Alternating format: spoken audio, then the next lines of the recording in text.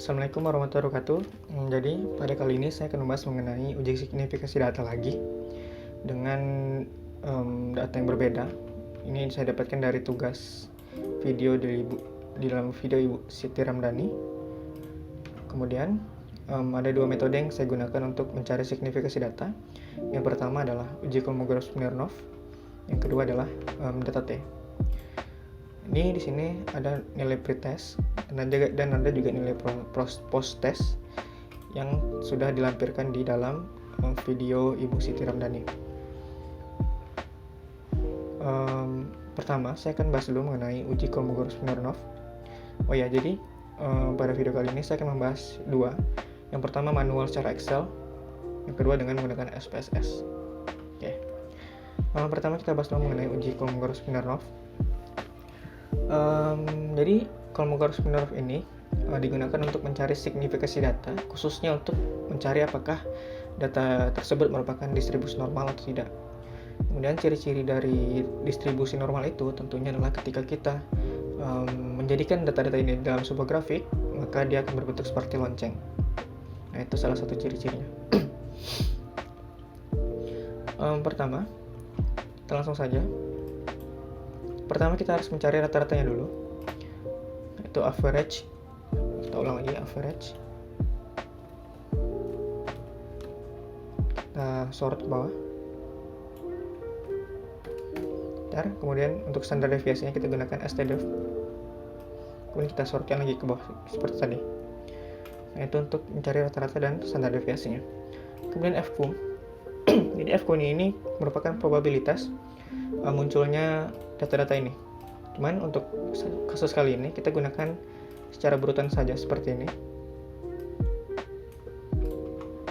Kemudian untuk fs itu probabilitas juga munculnya fq ini. Jadi kalau misalnya kita memiliki data 20, berarti untuk mencari probabilitasnya berarti 1 dibagi dengan jumlahnya, seluruh jumlahnya yaitu 20. Ini kita f4. Nah, sehingga nanti per sel itu 2 per 10, 3 per 10 dan sebagainya. ZI ini merupakan rumus dari X kurang rata-rata dibagi standar deviasi. Berarti 30. Kita kurang dulu. X dikurangkan dengan rata-ratanya. Ini F4 tutup kurung baru dibagi dengan standar deviasinya. F4 juga. Bentar. ZI-nya kemudian kita sorotkan ke bawah. Nah, itu nilai untuk ZI-nya. Ini adalah frekuensi dari ZI-nya. Ini kita gunakan distribusi normal, atau kalau di dalam Excel itu norms dis. Ini kita ambil sel yang itu. Sel ini. Kemudian kita turun ke bawah. Sini. Kemudian untuk selanjutnya ini adalah selisih, nilai mutlak selisih dari fs dikurang ft. T ABS fs kita ini dikurangkan dengan ft nya. Ini kita sorot ke bawah. Nah, maka kita dapat nilai selisih dari fs dikurang ft yang dimutlakan gitu. Nah, kemudian dihitung. Jadi dihitung ini kita mencari nilai maksimal dari selisih ini dengan cara max. Sorot nilainya. Nah, kita dapat nilai maksimal dari seluruh ini, kolom ini, itu dapat 0,10043. Nah, kemudian yang ada namanya K-tabel. Jadi K-tabel ini merupakan salah satu uji Kolmogorov-Smirnov.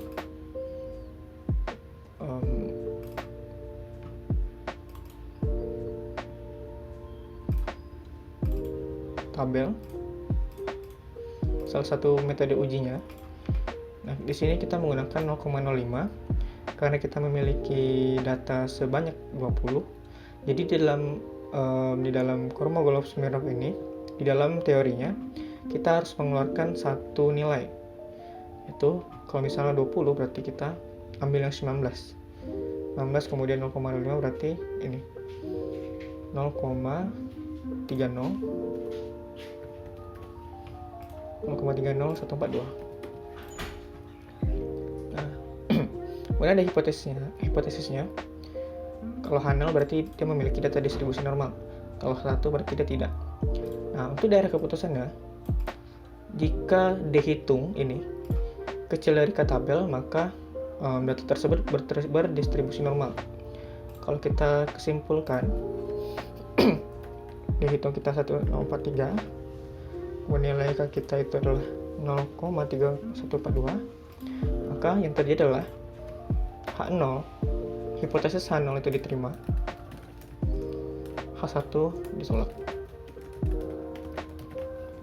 Artinya, data pretest ini itu memiliki distribusi yang normal. Nah, itulah salah satu uji Kolmogorov-Smirnov. Kemudian kalau kita contohkan di dalam SPSS ini, kita copy dulu ini. Kita copy dalam ini data view. Nah, kita pastikan kembali ke variable view. Ini desimalnya kita nolkan, kemudian width-nya kita ambil 2. Jangan lupa tipenya numerik, kemudian measure-nya pastikan scale. Kembali ke data view. Maka seperti ini. Nah, kemudian untuk mencari uji Kolmogorov-Smirnov di dalam SPSS ini, kita analyze, kemudian cari non-parametric test ke legacy dialog, kemudian ambil ke one sample case atau Kolmogorov-Smirnov. Yang kita pindahkan ke samping, klikkan OK. Maka dia akan otomatis muncul hasil tesnya atau tes otomatis dari SPSS-nya. Di sini kita lihat mulai dari rata-ratanya 63 sama dengan manual kita. Kemudian standar deviasinya yaitu 13,381 benar. Nah, kemudian di sini ada test distribution is normal. Artinya distribusi ini normal. Nah, begitulah cara kita menggunakan SPSS. Kemudian dihitungnya juga 0,100, ini harusnya 0,100 sama dengan dihitungnya. Nah, itulah caranya. Kemudian kita langsung ke post testnya, kita coba yang post testnya. Ini kita copy paste lagi. Ini kita pastikan desimalnya 0, maksudnya width-nya berdua. Kemudian scale-nya kita pastikan scale. Kembali ke data view. Kita lanjut lagi ke seperti tadi, non-parametric text dan one sample KS. Ini kita kembalikan, kita ambil yang variable 2-nya. Nah, maka kita dapat hasil dari nilai post testnya, yaitu min-nya atau rata-ratanya 67,50, standar deviasinya 13,383, kemudian nilai KS-nya itu 0,89, dan test distribution-nya adalah normal. Jadi kedua data kita itu, pretest dan post test itu memiliki distribusi yang normal. Nah, itu dia cara Kolmogorov-Smirnov. Selanjutnya kita bahas lagi mengenai ini uji signifikasi data dengan menggunakan T atau uji T. Nah, di sini ada nilai pretest dan post test. Pastikan ya uji Kolmogorov-Smirnov dan uji T ini memiliki data X yang tersorot atau yang teratur dari terkecil. Seperti ini. Kemudian kita cari variable D, yaitu Y dikurang X. Berarti simple seperti ini. Y dikurang X, kemudian kita turun ke bawah, atau sort ke bawah. Lalu kita cari rata-ratanya, average. Seperti ini, kemudian kita tutup. Pastikan lagi. Oke. Kemudian untuk XD, itu D dikurang dengan rata-ratanya. Nilai D-nya ini dikurangkan dengan rata-ratanya. D dikurangkan dengan nilai rata-ratanya. Jangan lupa F4, enter. Kita sort ke bawah seperti ini. Kemudian untuk XD kuadratnya berarti dikuadratkan. Sorot bawah. Kemudian jumlah. Untuk mencari jumlahnya kita sum, kemudian ini kita sorot ke bawah 0, kemudian kita geser ke samping 597. Oke, setelah itu di sini ada hipotesis.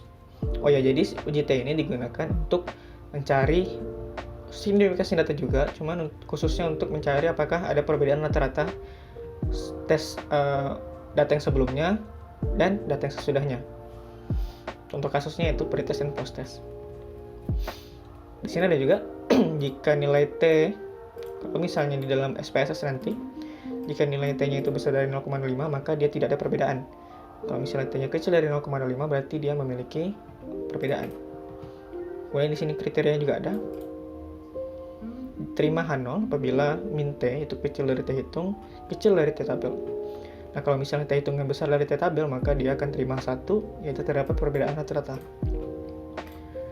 Kemudian kita bahas dulu T hitung dulu. T hitung kita menggunakan cara rumus ini, MD, X kuadrat D, dan sebagainya. T sama dengan MD, yaitu rata-ratanya.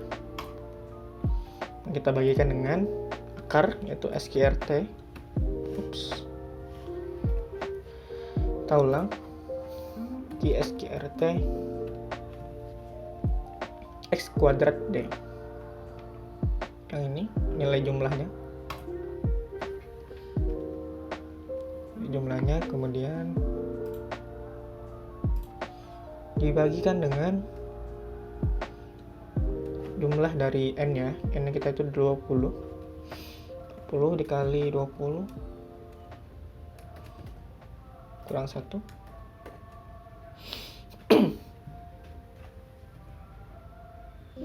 Dan kita enterkan. Kita dapat nilainya adalah 0,18896. Nah, kemudian untuk T tabelnya kita menggunakan T tabel ini, titik presentasinya distribusinya.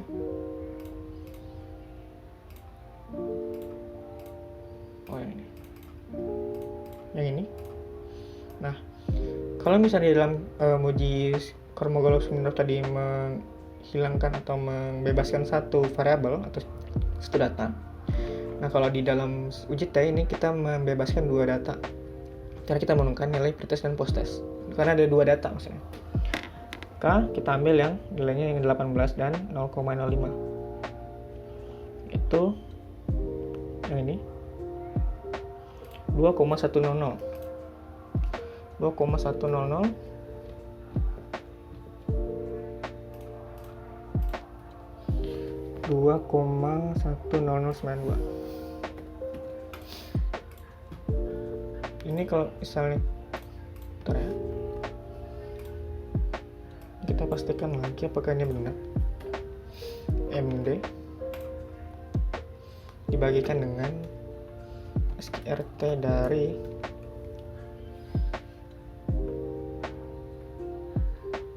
X kuadrat D ini kita bagikan dengan nilai dari 20 dikalikan dengan 20 dikurang 1, dan 3,59019. Nah, ini benar ya. Kemudian kita dapat simpulkan bahwa T hitung ini lebih besar dari T tabel. Berarti tolak H0 terima H1. Kalau dia terima H1 berarti terdapat perbedaan rata-rata skor dan sebelum dan sesudah. Nah, itu cara uji T dengan menggunakan manual secara Excel. Nah, bagaimana dengan SPSS? Kalau SPSS simpel saja karena sudah terdapat analyze-nya atau sudah terdaftar di dalam SPSS dalam uji T-nya. Kita analyze, kemudian compare means, kemudian cari paired sample test yang ini. Nah, untuk variabel satunya kita gunakan yang nilai X, untuk variabel 2 nya kita gunakan yang variabel 2 tadi, itu yang ini. atau nyeli-nya. Kita option pastikan dia intervalnya itu 95%. Kan oke kan. Nah, kita fokus ke yang bawah. Nah, di sini nilai T-nya itu minus 3590. Nah, kalau ada SPSS dia minus, kalau di sini kita positif. Nah, kalau misalnya kita terfokus kepada SPSS, maka kita gunakan analisis yang ini. Kalau T-nya besar dari 0,05, maka dia tidak ada perbedaan. Sedangkan untuk T-nya kecil dari 0,05 berarti dia memiliki perbedaan. Nah, sedangkan nilai T kita ini mendapatkan minus 3,590. Artinya dia di bawah 0,05. Berarti hipotesis H1 ini bisa kita terima. Itu terdapat perbedaan rata-rata skor sebelum dan sesudah. Nah, itu dia penjelasan mengenai uji signifikasi data, baik merupakan menggunakan uji Kolmogorov-Smirnov dan menggunakan uji T. Apabila saya ada kekurangan, saya mohon maaf. Assalamualaikum warahmatullahi wabarakatuh.